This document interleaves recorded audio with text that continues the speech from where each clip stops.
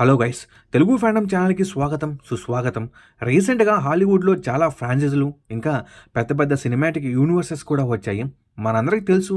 అయితే వాటి నుండి స్టార్టింగ్‌లో వచ్చే మూవీస్ లాగా ఇప్పుడు వచ్చే movies satisfy చేయలేకపోతున్నాయి.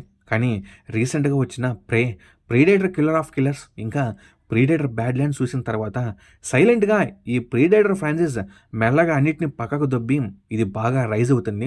Just like same monsters. ఇంకా ఓల్డ్ ప్రీడేటర్ మూవీస్‌లో జరిగిన తప్పులన్నీ సరి చేసుకుంటూ డైరెక్టర్ డాన్ టోటల్‌గా ఈ ఫ్రాంచైజ్‌ని ఒక రైట్ డైరెక్షన్‌లో తీసుకెళ్తున్నారనిపించింది. ఈరోజు ఈ వీడియోలో ప్రీడేటర్ మూవీస్ గురించి, ఆ యూనివర్స్ ఇంకా టైమ్‌లైన్ గురించి క్లియర్‌గా మాట్లాడుకుందాం. ఈ ప్రీడేటర్ ఫ్రాంచైజ్ అనేది హాలీవుడ్‌లోని సైఫై హారర్ మూవీస్‌కి సంబంధించిన ఒక పాపులర్ ఫ్రాంచైజ్ అని చెప్పొచ్చు. ప్రీడేటర్ మూవీస్ యొక్క బేసిక్ స్టోరీ విషయానికొస్తే, ది యూచా అనే జాతికి చెందిన ఏలియన్స్ గెలాక్సీ మొత్తం తిరుగుతూ వాళ్ళకి వర్తీ ఆపోనెంట్ కోసం వెతుకుతూ ప్రతి ప్లానెట్‌లోని స్ట్రాంగెస్ట్ స్పీషియస్‌తో గొడవ పడుతూ ఉంటారు. ఈ franchise Sylvester Stallone Rocky 4 movie తర్వాత 5th మూవీ తీయాలంటే ఇంకా రాకీ ఫైట్ చేయడానికి భూమి మీద ఎవరూ లేరు. ఇక రాకీ ఏలియన్స్తోనే ఫైట్ చేయాలనే జోక్ నుండి ఇన్స్పైర్ అయ్యి రైటర్స్ ప్రీడేటర్ యూనివర్స్ని క్రియేట్ చేశారంట. ఫన్నీ కదా. ఈ ప్రీడేటర్ ఫ్రాంచైజ్ అనేది 1987లో రిలీజ్ అయిన ఫస్ట్ ప్రీడేటర్ మూవీతో స్టార్ట్ అయింది. ఈ మూవీలో మెయిన్ క్యారెక్టర్ అయిన డచ్ రోల్లో ఆర్నాల్డ్ అయితే ప్లే చేశారు. ఈ మూవీలో డచ్ యుఎస్ ఆర్మీలోని స్పెషల్ ఫోర్స్ యొక్క లీడర్ ఒకరోజు తన టీంతో కలిసి యూటిమాలా జంగిల్లోకి ఒక మిషన్ మీద వెళ్తాడు. అక్కడ డచ్ ఇంకా తన టీం ఒక ఇన్విన్సిబుల్ ఏలియన్ అయిన ప్రీడేటర్ని ఎదుర్కొంటారు.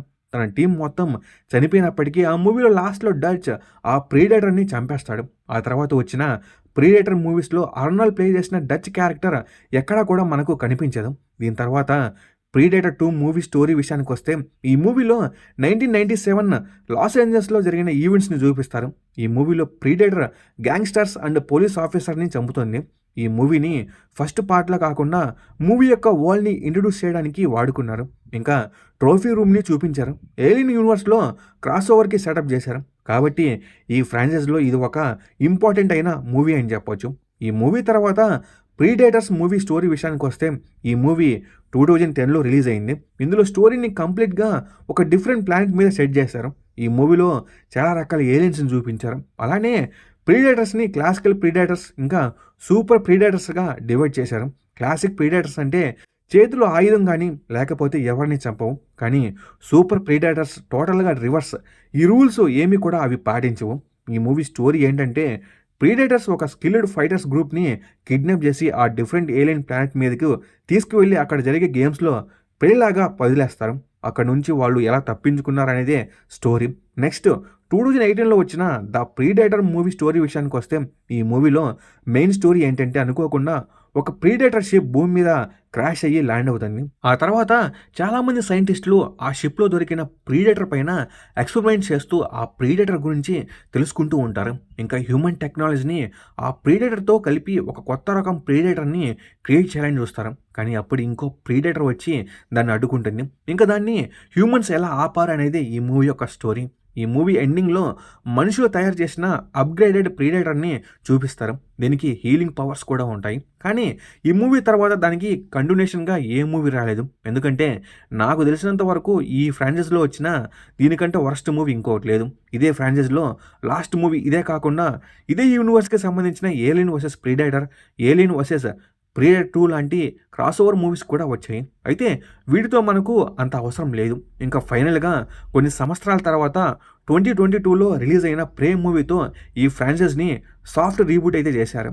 ఇంక ఇప్పుడు కొత్తగా వచ్చిన ప్రీడేటర్ మూవీస్ గురించి మాట్లాడుకుందాం. ఇందులో ఫస్ట్ 2022లో రిలీజ్ అయిన మూవీ స్టోరీ విషయానికి వస్తే, ఇది ఒక ప్రీక్వెల్ స్టోరీ అని చెప్పొచ్చు. ఈ మూవీ స్టోరీ అనేది 1719 గ్రేట్ ప్లేన్స్లో జరుగుతుంది. కామానిక్ అనే ట్రైబ్కి చెందిన నారు అనే అమ్మాయి భూమి మీదకి వచ్చిన ఫస్ట్ ప్రీడేటర్ని ఎదుర్కొంటుంది. నిజంగా ఈ మూవీ చాలా బాగుంటుంది. ఒక మాటలో ఈ మూవీ గురించి చెప్పాలంటే, ప్రీడేటర్తో ఎర్లీ మార్నింగ్ ఒక ఫైట్ సీన్ ఉంటుంది. అదైతే క్యాక్ ఉంటుంది. డైరెక్ట్గా ఓటీటీలో రిలీజ్ అయిన చాలామంది ఈ ఫిల్మ్ని అప్రిషియేట్ అయితే చేశారు. ఇంకా ప్రీడేటర్ ఫ్రాంచైజ్ని మళ్ళీ కొత్తగా స్టార్ట్ చేయడానికి హోప్ని తీసుకొచ్చింది ఈ మూవీ. ఈ మూవీలో ట్రైబ్ కల్చర్ రిప్రజెంటేషన్ అయితే చాలా బాగుంటుంది. అలాగే ఫైట్స్ యొక్క కొరియోగ్రాఫర్ కానీ ఇవన్నీ ఈ మూవీలో ఒక కొత్త డిఫరెంట్ వైబ్ని అయితే ఇస్తాయి. ఇంకా ఓల్డ్ ప్రీడేటర్ 1 మూవీలో డచ్ లాగా ఆర్మీ ఆఫీసరే కాకుండా తనను తాను ప్రూవ్ చేసుకోవాలనే ఒక చిన్న అమ్మాయి మెయిన్ క్యారెక్టర్ కావడం వల్ల నారు ప్రీడేటర్‌ని ఎలా ఎదుర్కొంటుందని చూసినప్పుడు మనకి కూడా మూవీ పైన ఇంట్రెస్ట్ బాగా పెరుగుతుంది. ఆ తర్వాత ఈ ఫ్రాంచైజీలో 'ప్రీడేటర్ కిల్లర్ ఆఫ్ కిల్లర్స్' అనే యానిమేటెడ్ ఆంథాలజీ మూవీ స్టోరీ విషయానికొస్తే అసలు టోటల్ 'ప్రీడేటర్' మూవీస్ అన్నిట్లో కన్నా ఈ మూవీ నా ఫేవరెట్ అని చెప్పొచ్చు. అసలు ఈ మూవీలో ఆ వరల్డ్‌ని ఎక్స్‌ప్లోర్ చేసిన విధానం అయితే చాలా బాగా నచ్చింది. ఈ మూవీలో 3 డిఫరెంట్ టైమ్ పీరియడ్స్‌ని చూపించారు. ఇంకా ఆ స్టోరీస్‌ని కూడా చూపించడంలో స్క్రీన్ ప్లేని వాడే విధానం చాలా బాగా నచ్చింది. ఈ మూవీ స్టోరీ గురించి చెప్పాలంటే ఫస్ట్ స్టోరీ 19th సెంచరీ 841 ఏడీ వైకింగ్స్ ఎరాలో జరుగుతుంది. సెకండ్ స్టోరీ 17th సెంచరీ ఎడో ఎరా ఫ్యూడల్ జపాన్‌లో నింజాస్‌కి సంబంధించిన స్టోరీ ఉంటుంది. Third story 1940s world war 2 సమయంలో ఒక పైలట్‌కి సంబంధించిన స్టోరీ ఉంటుంది. ఇలా 3 ఎరాస్‌ని మనకు చూపిస్తారు. అలాగే ప్రతి ఒక్క ప్రీడేటర్ యొక్క ముఖ్య ఉద్దేశం ఏమిటంటే ప్రతి ప్లానెట్‌లో ఉన్న బలవంతమైన వాళ్ళను వాళ్ళ ప్రేగా చేసుకొని హంట్ చేయాలి. అలాగే ఈ మూవీలో కూడా 3 ఎరాస్‌లోకి ఒక్కొక్క ప్రీడేటర్ వచ్చి వాళ్ళ ప్రేని హంట్ చేస్తాడు. వైకింగ్స్ ఎరా క్యూన్ అయిన ఉర్సా ప్రీడేటర్‌ని ఓడిస్తుంది. అలాగే ఎడో ఎరాలో జపాన్‌లో నింజా బ్రదర్స్ అయిన కెంజీ ఇంకా కియోషి ప్రీడేటర్‌ని ఓడిస్తారు. ఇంకా 1940s వరల్డ్ వార్ 2 టైంలో టోరిస్ అనే ఒక అతను ఒక ప్రీడేటర్‌ని అయితే ఓడిస్తాడు. ఇంకా ఈ ప్రీడేటర్స్‌ని ఓడించిన వారియర్స్‌ని క్రయోజెనిక్ స్లీప్‌లో ఉంచి మిగతా ప్రీడేటర్స్ వాళ్ళ ప్లానెట్ పైన జరిగే ప్రీడేటర్ హంటింగ్ గ్రౌండ్స్ ఎరీనాకి తీసుకువెళ్తారు. అక్కడ గెలిచిన వాళ్ళు ప్రీడేటర్ ప్లానెట్ కింగ్ అయిన గ్రిండెల్ కింగ్‌తో ఫైట్ చేస్తారు. అక్కడ ఏం జరిగింది, వాళ్ళు అక్కడ నుంచి ఎలా తప్పించుకున్నారు అనేది ఈ మూవీ యొక్క స్టోరీ. ఈ మూవీ ప్రీడేటర్ ఫ్రాంచైజీకి చాలా ఇంపార్టెంట్. ఎందుకంటే ఈ మూవీ ఎండింగ్‌లో ప్రే మూవీలో చూసిన నారు క్యారెక్టర్‌తో పాటు ప్రీడేటర్ 1 మూవీలో చూసిన అర్నాల్డ్ డచ్ క్యారెక్టర్‌ని కూడా చూపిస్తారు. వీళ్ళందరూ కూడా స్లీప్‌లో ఉంటారు. ఇక్కడ మనకు వచ్చే పెద్ద డౌట్ ఏంటంటే ఒక టైం పీరియడ్‌కి ఇంకో టైం పీరియడ్‌కి చాలా గ్యాప్ ఉంటుంది. వైకింగ్స్ ఎరాలో చూసిన ఉర్సా, ఎడో ఎరాలో చూసిన కెంజీ, ఇంకా వరల్డ్ వార్ 2 సమయంలో చూసిన టోరిస్, అలాగే 1719 టైంలో చూసిన నారు, వీళ్ళందరూ కూడా ఎలా ఇంకా బ్రతికే ఉన్నారని దీనికి సమాధానం ఏంటంటే ప్రీడేటర్స్ వాళ్ళ యొక్క స్పేస్ షిప్‌లో క్రయోస్టాసిస్ బాక్స్‌లో ఉంచుతారు. ఇందులో ఉంచితే చనిపోరు, అలానే బ్రతికే ఉంటారు. అలాగే ఇంతకీ ప్రీడేటర్ 1 తర్వాత ఆర్నాల్డ్ క్యారెక్టర్ ఏమైంది అనే దానికి లింక్ చేస్తూ ప్రీవియస్ మూవీస్‌కి కనెక్ట్ చేశారు. ఈ మూవీ తర్వాత 2025 నవంబర్ 6న రిలీజ్ అయిన ప్రీడేటర్ బ్యాడ్‌ల్యాండ్స్ మూవీ స్టోరీ విషయానికి వస్తే ఇప్పటి వరకు వచ్చిన ప్రీడేటర్ మూవీస్ అన్నిటికంటే డిఫరెంట్. ఎందుకంటే ఇంతకుముందు వచ్చిన ప్రతి మూవీలో ప్రీడేటర్‌ని ఒక విలన్‌గా అయితే చూపించారు. కానీ ఈ మూవీలో ప్రీడేటరే హీరో. ఈ స్టోరీలో మన హీరో పేరు డెక్. మొత్తం ఎడ్జ జాతిలోనే వీకెస్ట్ ప్రీడేటర్. కాబట్టి డెక్ ఫాదర్ కూడా తనకి రెస్పెక్ట్ ఇవ్వడం. అప్పుడు డెక్ బ్రదర్ అయిన కివి నువ్వు గెన్నా ప్లాంట్ మీద ఉన్న కాలిస్క్ అనే మాన్స్టర్ని చంపమని చెప్తాడు. ఎందుకంటే కాలిస్క్ని వాళ్ళ ఫాదర్ కూడా చంపలేడు. అలాంటి కాలిస్క్ని డెక్ అని చంపగలిగితే వాళ్ళ ఫాదర్ డెక్ని నమ్ముతాడు. ఇంకా వాళ్ళ జాతిలో తన తమ్ముడికి గౌరవం లభిస్తుందని కివై అనుకుంటాడు.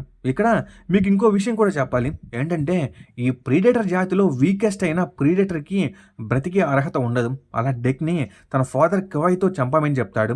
కానీ కివై తన ఫాదర్ని ఎదిరించి డెక్ని షిప్లో గెన్నా ప్లానెట్ మీదకైతే పంపుతాడు. తన ఫాదర్ తనని ఎదిరించినందుకు కివైని అక్కడే చంపేస్తాడు.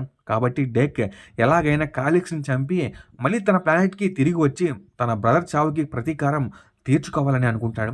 ఈ ప్రాసెస్లోనే ఆ ప్లానెట్ పైన డెక్కి టియా అనే ఒక వీల్ అండ్ యూటాని కార్పొరేషన్కి సంబంధించిన విరిగిపోయిన ఆండ్రాయిడ్ రోబోట్ అయితే పరిచయం అవుతుంది. అది కాలిక్స్ని చంపడానికి డెక్కి హెల్ప్ చేస్తుంది. నిజానికి టియాని తయారు చేసిన కంపెనీ కూడా కాలిక్స్ని పట్టుకోవడానికి వచ్చారు. ఆ తర్వాత డెక్ కాలిక్స్తో కలిసి ఫైట్ చేస్తాడు. కానీ దానికి హీలింగ్ ఎబిలిటీస్ ఉండడం వల్ల కాలిక్స్ని చంపలేడు. దానికి అప్పుడే టియా సిగ్నల్ ఇవ్వడంతో టియా సిస్టర్ టెస్సా అక్కడికి వచ్చి కాలిక్స్ని బంధిస్తుంది. తర్వాత డెక్ టెస్సా ఈవిల్ అని తెలుసుకొని టియాని కాపాడి డెక్ టెస్సా ఇంకా మిగతా ఆండ్రాయిడ్ రోబోట్స్ని కాలిక్స్తో కలిసి అంతం చేస్తాడు. ఈ ప్రాసెస్లో కాలిస్కి చనిపోతుంది. ఈ సీన్ కొంచెం ఎమోషనల్గా అయితే అనిపిస్తుంది. అయితే ఇక్కడ మీకు ఇంకో విషయం కూడా చెప్పాలి. ఈ ప్రాసెస్లో డెక్ ఇంకా టియాకు బడ్ అనే అనిమల్ కూడా పరిచయం అవుతుంది. ప్రీడేటర్స్ అనేవి కేవలం ఒంటరిగానే తమ ప్రేని హంట్ చేస్తాయి. కానీ టియా బడ్ పరిచయం అయిన తర్వాత డెక్ క్లాన్ యొక్క ఇంపార్టెన్స్ అనేది తెలుసుకుంటాడు. బట్ కలీస్కి యొక్క చైల్డ్ అనే విషయం మనకు లాస్ట్లో అయితే రివీల్ అవుతుంది. అలాగే డెక్, టియా, బర్డ్తో కలిసి తమ ప్లానెట్ మీదకి వెళ్ళి తన ఫాదర్ని చంపి రివెంజ్ తీర్చుకుంటాడు. చివరిలో డెక్ మదర్ రావడంతో మూవీ ఎండ్ అవుతుంది. నిజంగా డైరెక్టర్స్కి హ్యాండ్స్ ఆఫ్ చెప్పాలి. ఒక ప్రీడేటర్ని హీరోగా పెట్టి మూవీ తీయడమే కాకుండా దానికి కూడా ఎమోషన్స్ ఉంటాయని స్టార్టింగ్ నుండే మనకి చూపిస్తూ ఉంటాడు. ఇంక ఇప్పుడు ఒకసారి ఫ్యూచర్ పాసిబిలిటీస్ గురించి మాట్లాడుకుందాం. ఈ ఫ్రాంచైజీలో మళ్ళీ ఏలియన్ మూవీస్ క్రాస్ ఓవర్ని చూసే ఛాన్స్ ఉంది. ఎందుకంటే ఈ మూవీలో కనిపించిన టియా ఆండ్రాయిడ్ రోబోట్ని తయారు చేసిన వీలాండ్ యూటానిక్ కార్పొరేషన్ ఏలియన్ యూనివర్స్కి చెందిన కార్పొరేషన్. ఇంకా ఏలియన్ ఫ్రాంచైజ్ కూడా రీసెంట్గా ఏలియన్ రోమలిస్ లాంటి ఫిల్మ్స్తో సక్సెస్ని సాధించింది కాబట్టి ఫ్యూచర్లో క్రాస్ ఓవర్స్కి పాసిబిలిటీస్ ఉన్నాయి. ఇంకా ఓల్డ్ ప్రీడేటర్ మూవీస్లోని క్యారెక్టర్స్ని అప్పుడప్పుడు క్యామెరాస్గా తీసుకొచ్చే అవకాశం ఉంది. ఇలా ప్రతి ఒక్క మూవీకి కనెక్ట్ చేసుకుంటూ ఈ ప్రీడేటర్ యూనివర్స్ని ఒక రేంజ్లో డెవలప్ చేసే అవకాశం ఉంది. ఇంకా ఈ వీడియో మీద మీ థాట్స్ ఏంటో కామెంట్స్లో కామెంట్ చేయండి. అలాగే ఈ వీడియో మీద బాగా నచ్చినట్లయితే లైక్ చేయండి, షేర్ చేసి సబ్స్క్రైబ్ చేసుకోండి. నేను కోరేది ఒక లైక్ సబ్స్క్రైబ్ మాత్రమే. Okay, bye guys.